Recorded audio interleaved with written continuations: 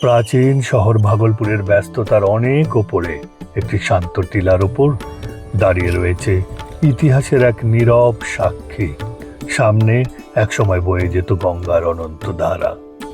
একটি সাদা কলোসিয়াল Majestic building এর নাম রবীন্দ্র ভবন শুনে ছুটে এসেছি এখানে।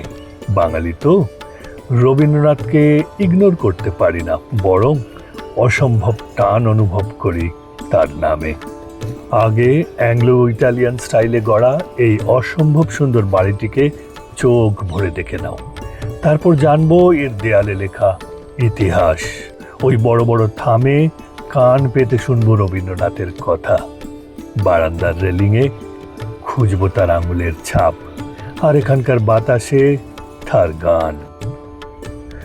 এই প্যালেসিয়াল বাড়িটি তৈরি হয়েছিল 1773 থেকে 79 সালে, 250 বছরেরও পুরনো। গঙ্গার পাড়ে একটি টিলার ওপর হওয়ায় এটিকে টিলা কোঠি বলা হতো।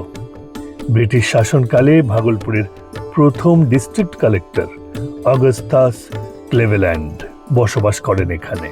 টিলাকোঠি হয়ে যায় ক্লেভেল্যান্ড হাউস। এমন মনোরম পরিবেশে এই সুন্দর বাড়িটিতে এসে থেকেছেন গভর্নর জেনারেল ওয়ারেন হেস্টিংসও।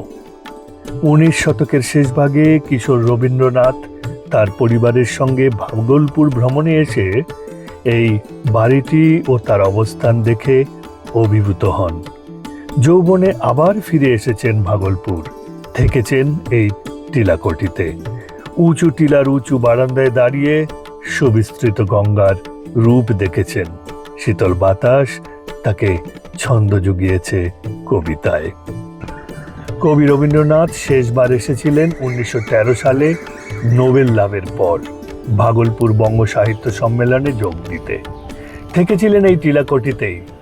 নোবেল জয়ী রবীন্দ্রনাথের সেই ঐতিহাসিক স্মৃতিকে সম্মান জানাতে টিলাকোঠির নাম বদলে রাখা হয় রবীন্দ্র ভবন। আজ রবীন্দ্র ভবন ভাগলপুর ইউনিভার্সিটির একটি অংশ।